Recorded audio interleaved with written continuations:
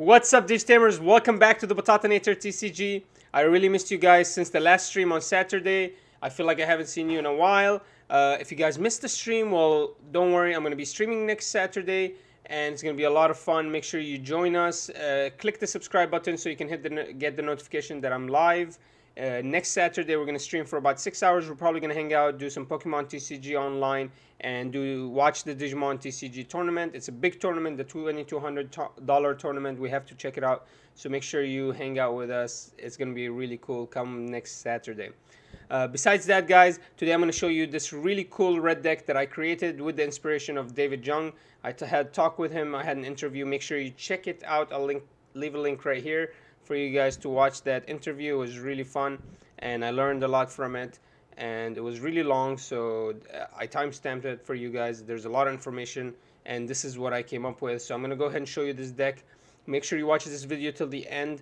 At the end of the video, I'll tell you exactly where you can watch me learning how to play this deck. David Jung went through this whole deck with me. He watched my matches, made sure I watched the matches with him, and he broke them down for me and told me where I went wrong. It was a lot of analysis. I think it's going to be really helpful for you guys, so make sure you guys jump into that action when I let you know about it, and watch this video to the end, and I'll tell you exactly where you can find that video. It was about 2 hours long, cool live stream. I think I'll link it down below, but anyways, watch the video to the end here. You'll learn why I built this red deck, and then you can go watch the other video and learn how to play this red deck. So let's go through the ratios really quickly. Here we are. I'm running pretty simple lineup of Digitama. It's really, I think this is a really normal Red Omni deck. There's nothing really special about it. I'm just running 4 Koromons. This is really consistent. Gives you a lot of DP, plus 1000 DP every time you're at level 6, which is pretty easy to get to as long as you have Tai on the field or you get some memory. And then so it's really nice, plus 1k. And then you do run the 1 Yokomon, which is it's 1k when you attack, but which you could attack Omnimon and beat him up with this deck really easily. So that's another nice 1k. So we like our Digitama already. We're running 4 for the Koromon, and then the Agumon here is giving me the plus 1k. This is, I think, a really decent lineup of level 3s because I'll tell you why. I think 14 is a really consistent number. I don't think I would ever change it ever for any other number. 15, there's not a lot of consistency gains, and you actually lose a lot of ratio balance in your deck when you run 15 rookies. So I think 14 is really consistent. 13, you're risking it. If you don't see one, you might not see one for a while, and there's no mulligans, so you're pretty much done for the game, or you're putting yourself at a loss. You can't draw a lot, and you can't recycle your deck. So I like this ratio of 14, and then we're running as many 2-cost red Digimon as we can, because we like to toss these guys out. They're really free. They're really nice. Remember, guys, if your opponent gives you 3 memory, you toss a Biomon out and a 𝐒𝐎𝐍𝐿 out, you keep him at 1, you are ahead right there. That's super strong. What are they gonna do? Rush you? They're gonna get another Biomon of their own on the field. Well, they can't attack with it. You have a 𝐒𝐎𝐍𝐿 now. It's so consistent, so strong. I like the 2-cost hard-cast Digimon, the level 3s, and then we fill up the rest of the lineup with as much plus 1ks as we can. So we do run the Agumons and the 𝐒𝐲mon. Now we do run 12 level 4s. Arguably, you could run 11. You could remove one of the Dark Tyrannomons, maybe for another level 5. That's up to you guys. If you want to change that, I would love to know how you change this deck. But let's go through the lineup. Pretty consistent. Dark Tyranno, 1 Evo, really cheap. I need 4 of him for now. 𝐒𝐎𝐍𝐿, he's the only blocker we have. And then Greymon, this is the strongest card in the whole game. 100% right now, he is the strongest card in the whole game. He gives you plus security attack, plus 1 in his inheritable, and he's a level 4. The only other card in BT 1.0 that gives you security attack plus 1 in its inheritable is another Metal Greymon. It's another Greymon. It's a Metal Greymon Black, and he's a level 5, 3 cost to Evo. His inheritable is if you have reboot, you get security attack +1. So it has so many limitations for black, and that's the only other card that gives you security attack +1. It's a level 5. So here we get a free security attack +1, and he's a level 4. He's really cheap. 100% the strongest pressure card in the game, the strongest card in the game. This is going to be very valuable 100% for the rest of Digimon TCG in general.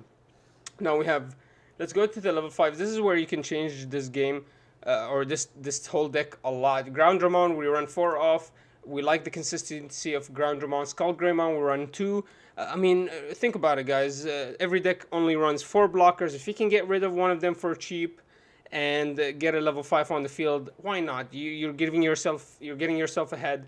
And I know it breaks the chain of the synergy of my deck, because you want to run, for example, a 𝐒𝐓 on top of an 𝐂𝐓, on top of a Dark Tyrant or a Greymon, and then on top of him a Metal Greymon, and then if you can get the War Greymon, that's the best combo, right?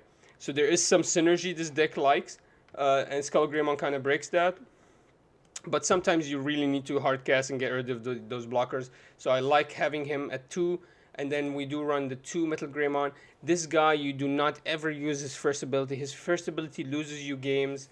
You're never gonna. It's almost 50% chance you're gonna hit a Digimon or a card that's gonna kill this guy on the first security check. So it's really bad. Horrible RNG usually, and giving 5 memory for the opponent usually loses you games.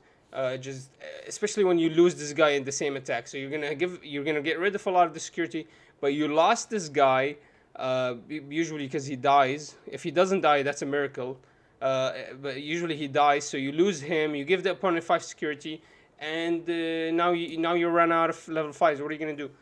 So it's really not nice. Plus his inheritable is really strong, unlocks a lot of plays. Look at this inheritable. Your turn, this Digimon gets +3k. That is insane.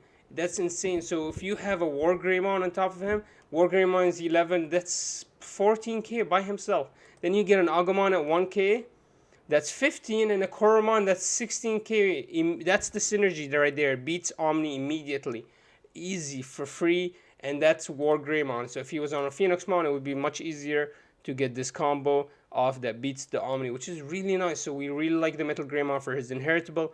We don't like him for his first ability, remember that. And the level 5s is very easy to, I think it's really maneuverable. You could run maybe 2 Metal Greymons, 3. You could even run the other Metal Greymons. I think there's ones that they are 3 cost to Evo, and then their inheritable is if you get blocked, you get +3 memory. That's really nice too.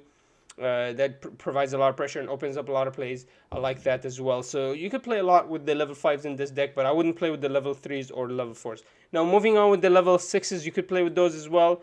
War Greymon, running him at 3. When Digivolve, you get security attack +1, and then your turn, if this Digimon is attacking security, you just do not activate its option cards. I've forgot this ability a lot. Sometimes you check the Gaia Force, you're like, oh, I lost, but you really don't lose because no option card goes through this guy. So imagine him at 16k.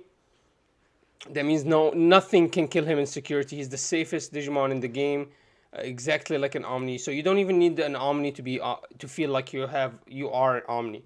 So he's really nice with the synergy we have. It gives him a lot of damage and DP. And he's really consistent. He's really safe to use, and he's our boss for sure. So we run him at 3. We do run 2 Volcanic Dramon. It's really nice to be able to just get rid of any rush thinking decks or anything like that. And then Phoenixmon at 2. Some decks would run 1 Volcanic Dramon and then 4 War Greymons and 2 Phoenixmons. I mean, you could play with that. And then we only run the 3 Omni. We don't like any more Omnis. This is fine. We have enough removal with the Gaia Force right here at 4. And then 𝐒𝐓, we need this guy. This guy is really our bread and butter. He opens up our plays. We need the 3 memory.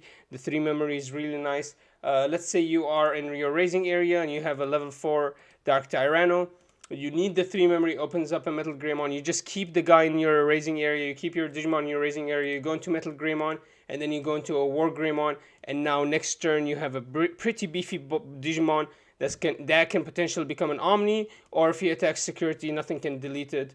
and it can hit a couple of security attacks with the Tai as well. So he's really nice. He really opens up the plays. You want to get Tai out as soon as possible, and then late game he really provides you with a lot of pressure.